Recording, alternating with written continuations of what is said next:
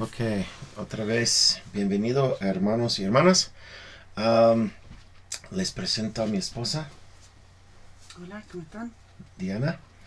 Y en la última estábamos hablando de patronas y habíamos hecho la pregunta, según Jesucristo, ¿cuál es el papel importantísimo de los lamanitas de hoy?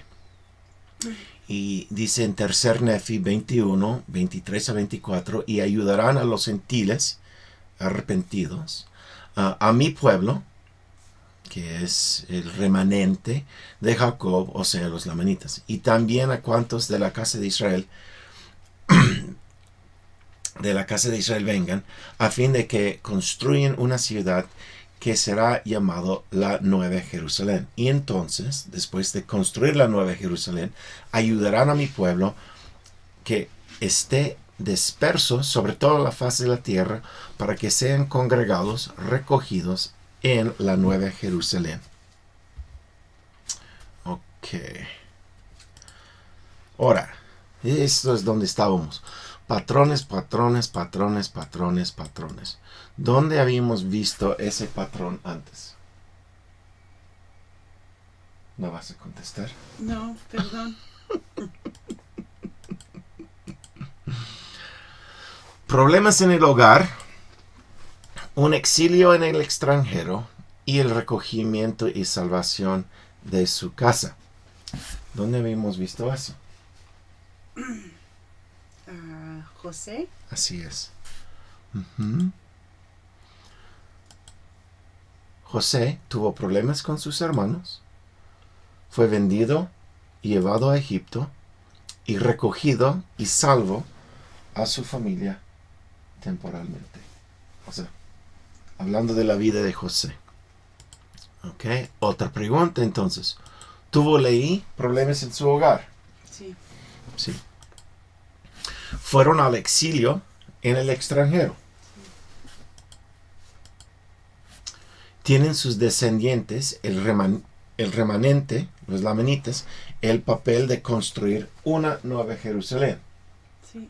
de donde obviamente todos pueden venir de todo el mundo para ser salvos de la destrucción que va a estar pasando en aquel entonces, a donde se puede recoger y salvar temporalmente el resto de la casa de Israel.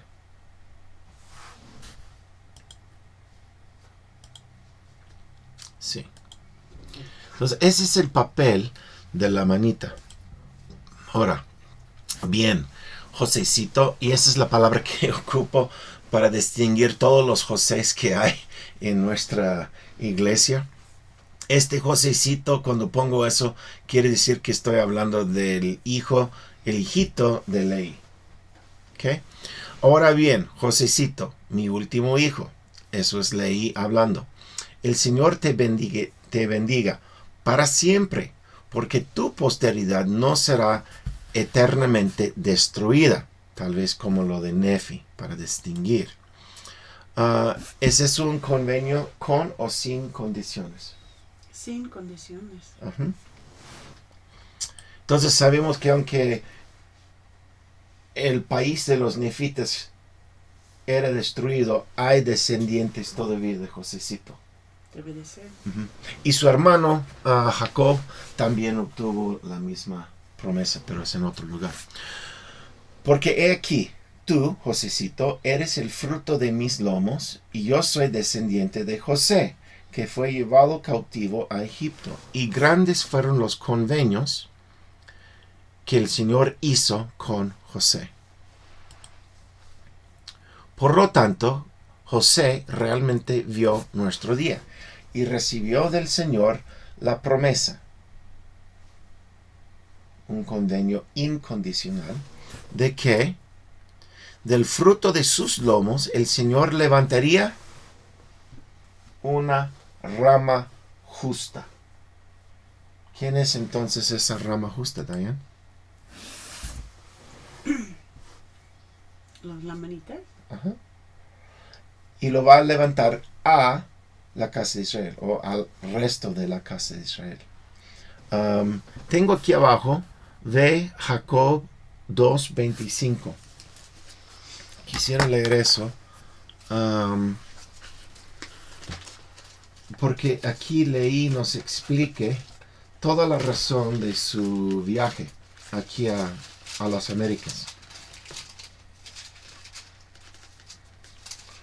Jacob 2:25. Por tanto, el Señor dice así: he sacado a este pueblo, hablando de Leí, de la tierra de Jerusalén, por el poder de mi brazo, a fin de levantar para mí una rama justa del fruto de los lomos de José.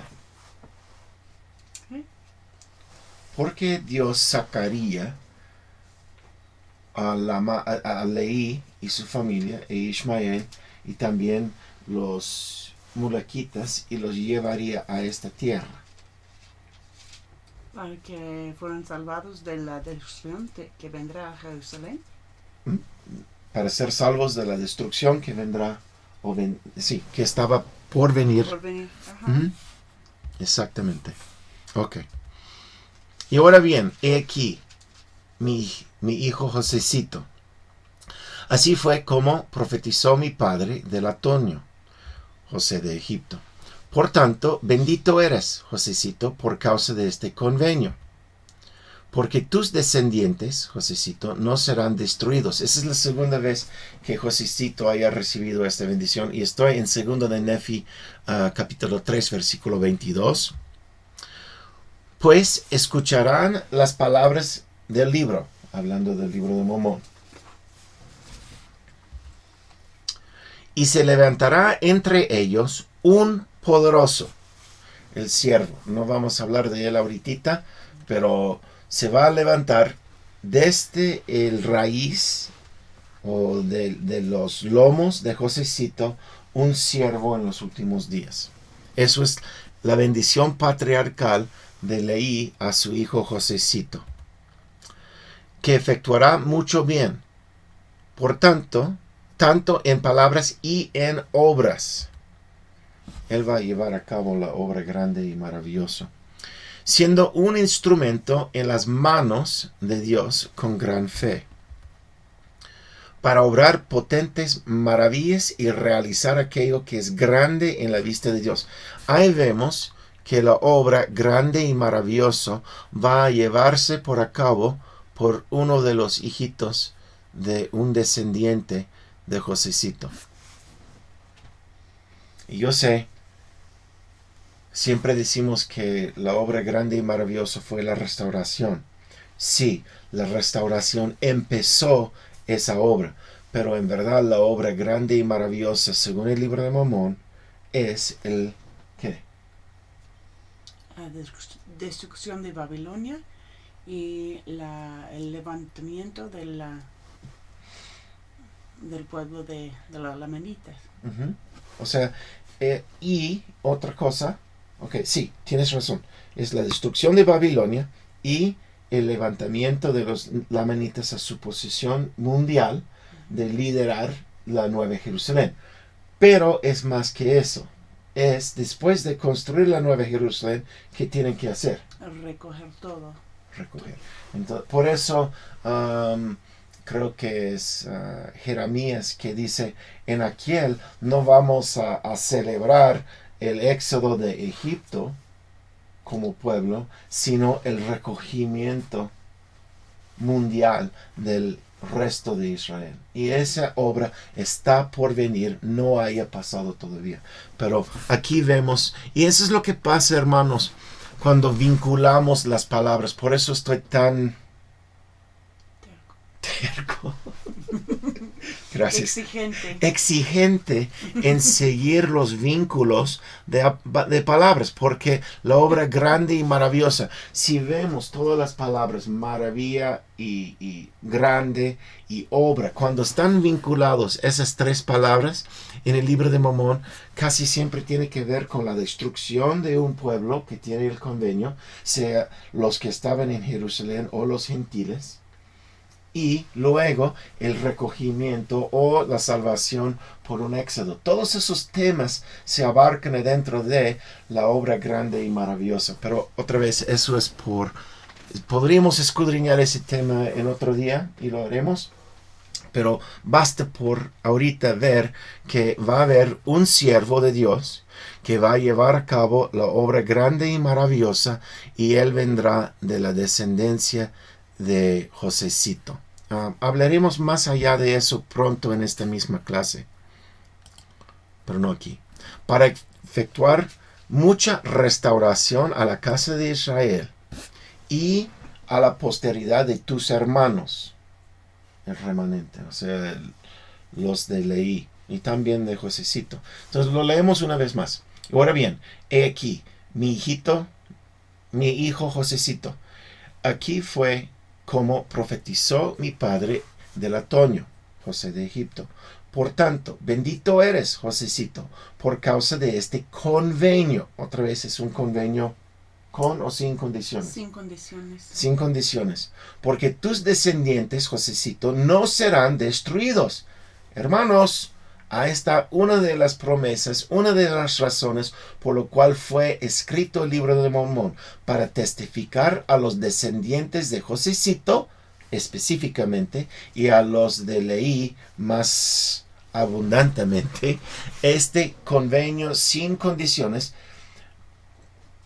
Por causa de este convenio, porque tus descendientes, Josecito, no serán destruidos, pues escucharán las palabras del libro de Mormón, y se levantará entre ellos un poderoso, el siervo, que efectuará mucho bien, tanto en palabras como en obras, siendo un instrumento en las manos de Dios. Vean que ese siervo no es Dios, porque él está actuando como la mano de Dios, con gran fe, para obrar potentes maravillas y realizar aquel que es grande a la vista de Dios, o sea, la obra grande y maravillosa, para efectuar mucha restauración a la casa de Israel, el resto, y a la posteridad de tus hermanos, el remanente, como lo divido yo. Y me han dicho, pues no hay gran diferencia entre el resto y el remanente, pero yo sí hago diferencia, porque otra vez la palabra vinculada con las palabras de Isaías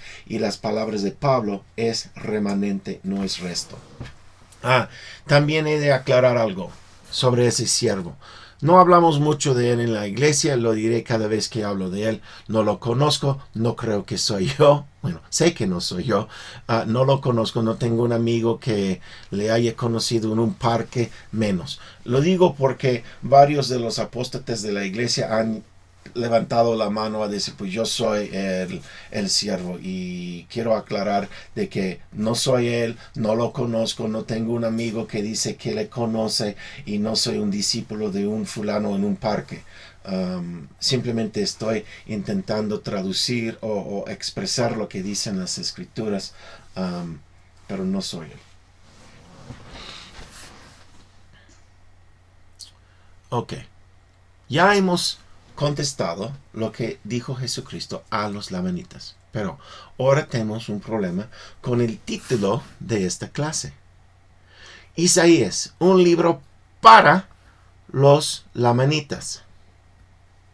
Y la verdad es que Isaías es un libro sobre los lamanitas. Hay dos mujeres de lo cual se habla en el libro de Isaías. Hay dos mujeres. Y una es la casada. La casada es la que tiene la iglesia hoy día, la que controla la iglesia hoy día. Y la otra es la esposada, la que nunca se dio parto en aquel entonces, la que rechazó las palabras de Dios y fue desgajada. ¿Ok? Entonces, hay algunos que dirán que, bueno, en el libro de Isaías, cuando estamos hablando del grupo, del remanente, estamos hablando de los lamanitas, y no hay muchos en el mundo que comprenden eso. Parte de la razón por eso es nuestro enfoque en una 13ª parte de todos los 13 tribus diciendo que José haya dividido en dos, pero de los 12 tribus, muchos hoy día cristianos se enfocan en los judíos, pero yo hago énfasis porque parece que Isaías y Nefi y los demás hablan del papel, no de que tienen que llevar a cabo los judíos en los últimos días, y sí tienen un papel que llevar a cabo, no niego eso, pero el papel principal de lo cual han hablado los profetas es un papel que tiene que llevarse a cabo los lamanitas, y Jesucristo mismo apenas nos explicó qué es eso, y es de construir la nueva Jerusalén. Entonces, Isaías es un libro sobre los lamanitas. Hermanos, ¿cuántos supieron eso? Por eso nos es mandado escudriñarlo. La llave principal, entonces, para entender a Isaías es reconocer que el remanente y la rama justa, de lo cual ahorita leímos con Leí, son los lamanitas. Y posiblemente de entre ellos saldrá ese siervo. Entonces, el papel de los lamanitas. Si Isaías es tan importante, ¿por qué es tan difícil entender ese mensaje de Isaías y ese papel de los lamanitas en los últimos días? Nefi dice, yo Nefi hablo las palabras que fueron pronunciadas por boca de Isaías, pues he aquí, Isaías habló muchas cosas que a muchos de mi pueblo les fue difícil de comprender, porque no saben concerniente a la manera de profetizar entre los judíos. Sí, y mi alma se deleita en las palabras de Isaías, y mis ojos han visto las cosas de los judíos, y sé que ellos entienden las cosas de los profetas, y no hay ningún otro pueblo más que los hebreos que entienda como ellos las cosas que fueron pronunciadas por los judíos, salvo que sean instruidos conforme a la manera de las cosas de los judíos. Pero también que nos dice Nefi, que no quiso instruir a su familia concerniente a toda la manera de los judíos, porque pues él supo que su perversidad a la misma vez decir que eran justos y que guardaban los mandamientos, era una hipocresía que no quiso que su pueblo aceptara. En los días en que se cumplan las profecías de Isaías, en la época en que se realizan. Ya hemos dicho eso, pero ¿qué quiere decir esos dos verbos? Que no han cumplido, que todavía está por pasar. Todas las profecías de Isaías tendrán doble cumplimiento, tanto en el tiempo de Isaías y hoy día, y vamos a hablar más de esos llaves, es uno de para entender a Isaías. Y los hombres sabrán de seguro, y limitaré mis palabras a mi pueblo. Quiero regresar a eso. En los días en que se cumplan las profecías de Isaías, en la época que se realizan, los hombres sabrán de seguro. ¿Ves algo triste ahí? Que nos quedamos ciegos hasta que esas palabras cumplen. Ok. Y habiendo leído Isaías, mucho de su libro tiene que ver con ¿qué? Los últimos días. Ajá. ¿Y qué va a pasar? El castigo de Babilonia y de la casa del Señor. Así es. Y eso es lo que me da tanta tristeza, es que aquí aún Nefi está diciendo, desafortunadamente muchos de nosotros no vamos a entender las palabras de Isaías hasta que se hayan cumplido. Y nos diremos, caray. Por ejemplo, en la clase anterior estábamos hablando de la salvación temporal de los lamanitas, que es un convenio sin condiciones. Entonces va a haber muchos lamanitas que se salvan de la destrucción de Babilonia, que van a despertar el día después y decir, caray, estoy vivo. Porque yo. Y se darán cuenta que las palabras de Isaías estaban hablando a ellos. yo quisiera que más estuvieron preparados para ese día, no para despertarse en esa mañana, sino de despertarse antes de esa mañana, cuando Babilonia haya sido destruido. Y dicen, caray, ahora ya tengo que tomar sobre mí los papeles que ahora están en las manos de los que tienen el sacerdocio y son de la casa de los lamanitas.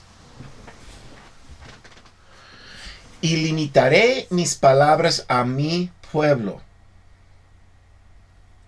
o sea, los hijos de Leí, porque sé que serán de gran valor para ellos, y lo dice en los últimos días. Pero cuando yo leo los eruditos de BYU que hablan o del sistema educativo, cuando hablan de las palabras de Nefi, ¿qué es lo que la mayoría de esos gentiles santos de los últimos días hacen con esas palabras de Nefi? Correctamente y incorrectamente a la vez. Te lo expliquen como si fuera para todos. Así es. Es como general, palabras general para todos, igual. Y debemos hacer eso, por eso digo que es correcto, pero es incorrecto en pensar que ese mensaje específico al pueblo de Leí es algo que está hablando al mundo general, porque ellos tienen un papel que llevar a cabo y eso es lo que está diciendo. Pero entonces pregunto, ¿qué no sería de gran valor para el chino, el africano y el americano? Debe de ser, pero fue escrito específicamente a los lamanitas, al remanente. Y limitaré mis palabras a mi pueblo, los hijos de Leí, porque sé que serán de gran valor para ellos en los postreros días. Y como ahorita leímos, desafortunadamente será para despertar a la mayoría de los lamanitas después de que una parte de los convenios sin condiciones haya sido llevado a cabo, que es su salvación temporal.